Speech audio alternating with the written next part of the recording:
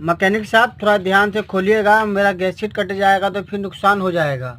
ये देख सकते हैं इसमें जो नुकसान हुआ है, ये बेयरिंग चटक चुका है। इसमें देखिए सेल्फ का है, इसे हम खोलेंगे तो हम आपको दिखाएंगे। इसमें से घर घर घर घर की आवाज़ आती है। इसमें देखिए क्लच प्लेट है इसका, देखिए कितना हाथी जैसा क्लच प्लेट है।